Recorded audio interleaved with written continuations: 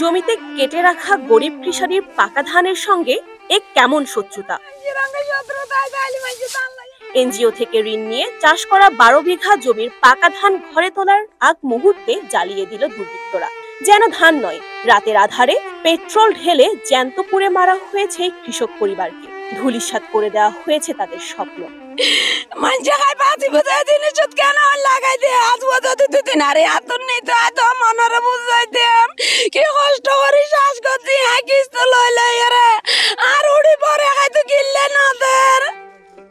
মর্মান্তিক এই ঘটনা চট্টগ্রামের ফটিকছড়ি উপজেলার হারোয়ালছড়ি এলাকার। গেল শুক্রবার রাতে সেখানকার মহানগর গ্রামের কৃষাণী রিঙ্কু রানীদের সঙ্গে ঘটেছে চরম অমানবিক এই ঘটনা।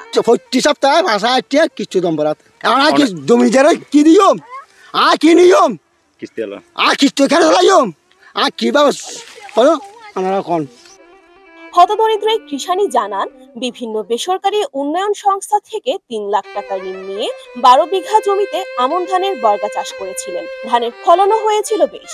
স্বপ্ন ছিল খাবারের জন্য প্রয়োজনীয় ধান রেখে বাকিগুলো বিক্রি করবেন বাজারে, আর ধান বিক্রির অর্থে পরিশোধ করবেন ঋণ। কিন্তু রাতের আধারে তার স্বপ্ন পুড়িয়ে দিয়েছে দুর্বৃত্তরা। কাটার পর বাড়ি নেওয়ার জন্য জমিতে স্তূপ করে রাখা পাকা ধান আগুনে পুড়িয়ে দিয়েছে তারা। রিঙ্কু রানীর স্বামী তাপসদের ধারণা, একটি হত্যা মামলায় সাক্ষ্য দেওয়ার জেরে স্থানীয় সানি দাস, প্রদীপ কুমার এবং তয়ন দেব নামের কয়েকজন এমন ক্ষতি করেছে তার।